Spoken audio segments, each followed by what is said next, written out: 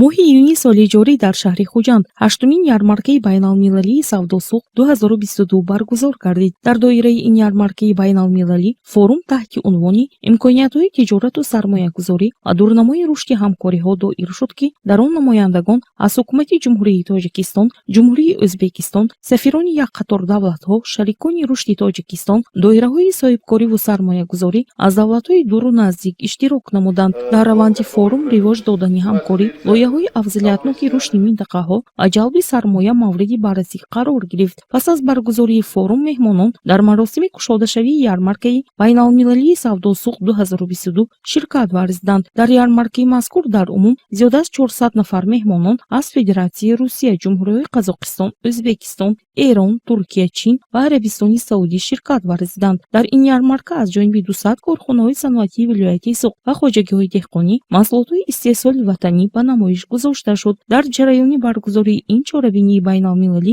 миёни роҳбарону намояндагони ташкилоту ширкатҳо, соҳибкорони хориҷӣ ва вилояти Суғ 60 меморандуму созишномаҳои ҳамкорӣ ба имзо расиданд, ки барои ҷалби сармояи хориҷӣ заминаи мусоид хоҳад гузошт. Дар ин бора зимни баргузории нишасти матбуотӣ сардори раёсати сармоягузорӣ ва идораи амволи давлатии вилояти Суғ маълумот дод. Бино ба итлои Шарифҷон Ахмедов, дар ин давра аз тарафи ташкилотҳои байналхалқӣ ба маблағи умумии $175,000 амрикоӣ, кӯмакҳои башардӯстона ва ба маблағи $166,800 амрикоӣ ва сармоягузориҳои гуногун ба маблағи зиёда аз $23,4 миллион амрикоӣ ба қуламрави вилояти Суғ ворид гардидааст.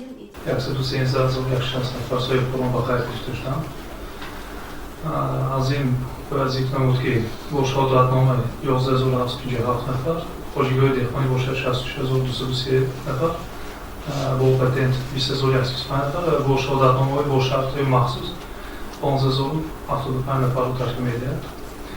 ин шумора ҳама сола зиёд карда истодааст. агар соли 2018-ро муқоиса кунем ё то ҳатто соли гузаштаро муқоиса кунем, ин шумора ҳама сола зиёд шуда истодааст. танҳо соли 2018-ро муқоиса кунем, то имрӯз зиёда аз 5000 соҳибкорро ба хайр гирифта шудааст.